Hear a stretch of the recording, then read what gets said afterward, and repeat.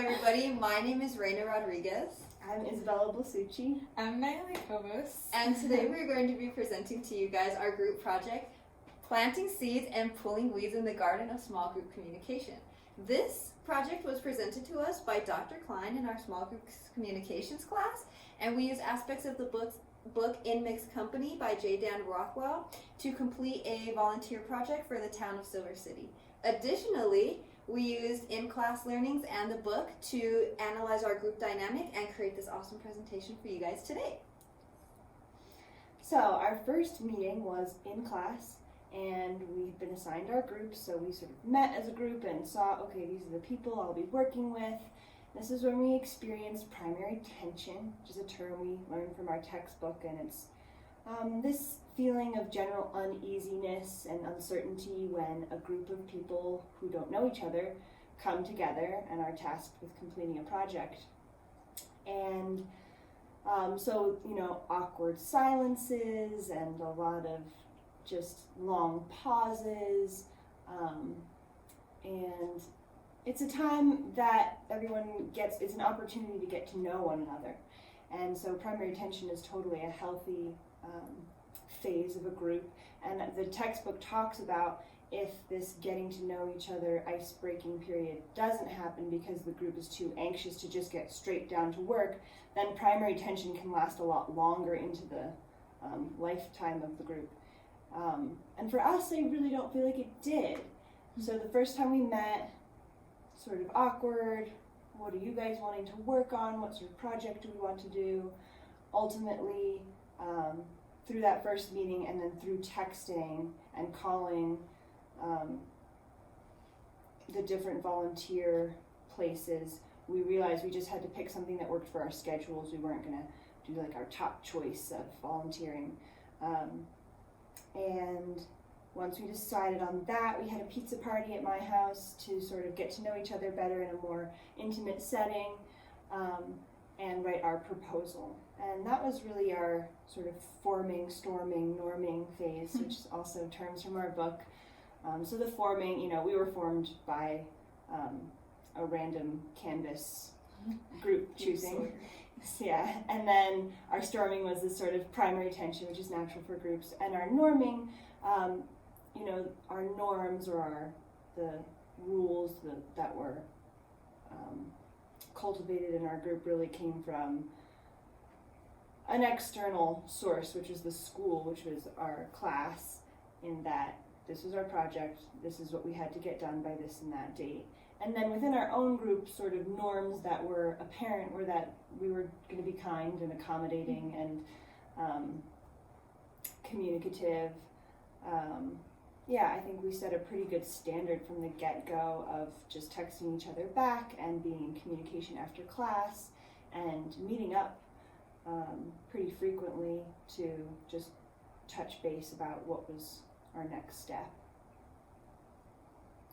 So, unfortunately, communication was our biggest issue, problem, which it got solved in the end, but at first, like Isabella said, it was hard for us to find a place to volunteer and somewhere that would meet, that would fit all of our schedules with all of the busy schedules that we have. And so, like she said, the Main Street project was the best for us because, in all honesty, we could go at any time of the week, any day, any time of the day, and get this work done because we were assigned to pull weeds and just enhance the downtown area as a whole.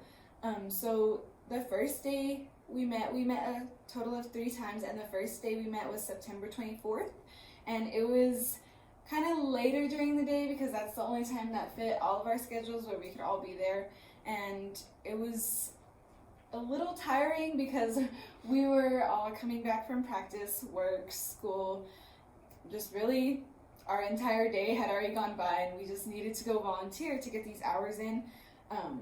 That way we can complete this project. But we showed up, and I think we all had a really good attitude, surprisingly. I know I got out of weights, and I was like, I don't want to go volunteer. I want to go take a nap and eat dinner. But we all showed up, and we all seemed to have a really, really good attitude. We were able to to meet Charmaine for the first time, and she was super sweet. She said that she was super excited to have us there, considering that there had not been very many volunteers during COVID and like post-COVID either, so we were probably one of the first volunteers that she's had in quite a while. And so she was just excited to see us doing that volunteer work and enhancing the downtown area. And so, like Isabella had said before as well, the pizza party kind of broke the ice, but I think our first meeting kind of like completely broke the ice, I guess you can say, because we had a little bit of miscommunication, not only like texting each other, that was kind of a problem too, but this time it was more of between like Charmaine and us, because we didn't know what equipment we had to bring and what equipment would be provided. So this time was our first time that we had no equipment, so we ended up having to pull weeds with our hands, which wasn't bad. There was just a little pokey plants that would kind of get you here and there, but we worked through it, and we worked for a good hour, maybe hour and a half total, and so it was good. I feel like we got a really good amount of work done, and we talked all the way through it. It wasn't even like a burden anymore, I feel, for me anyways, because I was dreading it, and then after I was finished, it just kind of felt good. Like, it was just like, oh, okay, you kind of wanted to stay a little bit longer, that way you can just get it done, because it was just like a feeling that you wanted to keep going and like keep learning more about your teammates, I guess, a work group. So it was really good. You can see how we all really had smiles on our face. Like, we even took selfies, and this was like the third time that we had met, and in class, I guess you can't really say that we met. We were kind of just classmates. We were kind of just there. We didn't really talk to each other, but here the time went by really quick, and we were able to use competent communication and just get to know each other a lot more, I guess, and we were able to get a really good amount of work done. Here's a really big amount of a pile that we had as well, and that was just with our hands. So we were really excited to get back into it the next time that we met with the right equipment, to see how much more this pile could grow and how much more we could get done in the same amount of time that we did this first time. So yeah. So for our second group meeting, we met on Thursday the 29th of September, and we were able to use topics from our book like critical thinking and effective decision making to bring the tools that we needed to get the bigger weeds out and make our time more efficient. Also, we seem to be really well adapted to one another by this point, so it went by really quickly. For me personally, I felt like we were there for like 30 minutes, but we were probably there for like an hour. But because we had constant communication, it was really nice to just talk to my group members and find out stuff about them that maybe I didn't know before.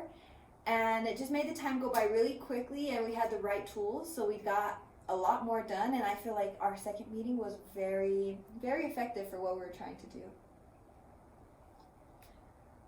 So this is the progress from our second meeting. These were two separate piles, and this pile was probably double the size of our first one, and this probably was the same amount, and this is probably double, so it was like 3 piles compared to the first day that we met, where it was just like 1 pile, so that 1 pile just compares to these 3 piles. You can kind of see the difference. And then the difference of the rocky area as well, you can't really see as much greens as you could the first time that we met, so I feel like we did get a lot done, and that was good. For our third meeting, only 2 of us were able to make it, and by the time I got there, it just sort of felt like, this is what we do now. It was very normalized, and we were just training a rose bush over a trellis and finishing weeding this little area. And that day in particular, I noticed that more people stopped and they said thank you for volunteering, or said hello, or read the little plaque about the tombstone rose bush that we were training. And I just really recognized how even doing something so small and somewhat meaningless, you know, just weeding some rocks by a parking lot, it really had a positive effect on the community because it showed that people were caring about the space, and then other people were drawn to say thank you, and then there was this connection between the community and us students, and yeah, just really beautiful to see how a small act can really have a profound positive effect on the community. So I agree with that. But even though there's probably people that will say like, oh, you know, like the weeds will just grow back. Like you didn't really do anything. Like there was nothing really accomplished. I feel like it was really more than just pulling weeds. It was more about like showing the community what the downtown area could be. And just like Charmaine had told us in our first meeting, she was just excited to see that. She was excited to see us volunteering, but hoping that it would encourage others to volunteer as well, because there had not been very many volunteers. And I forgot to mention, but in our first meeting, there was also an elderly lady that came up to us and just said that she was so happy to see us there, and just excited to see us like caring for downtown, that she hadn't seen very many people do that in a while. And she was just thanking us, like they had the third meeting as well. But I think it was more than just pulling weeds. It was more encouraging others to take care of this part and show others that this part of downtown is actually valued and it can be more than what it is now. And if people just start giving it a little bit more love and maybe even volunteering their own time, encouraging others to volunteer their own time, then it could stay this way and be maintained and valued for as long as anybody wants. But I think that for us individually, it also helped us see what we could use from the book into this group that we had. It was really nice going back to our Tuesdays and Thursdays where we had a class in small group communications, because we would be able to like connect things from the book to where we could be like, oh, we can use that next time that we meet. Or you can be like, oh yeah, like we use this without us even knowing the time that we met. And so it was just really good to see how each part connected and how this can have such a big impact. This book can have such a big part in our lives without us even knowing it.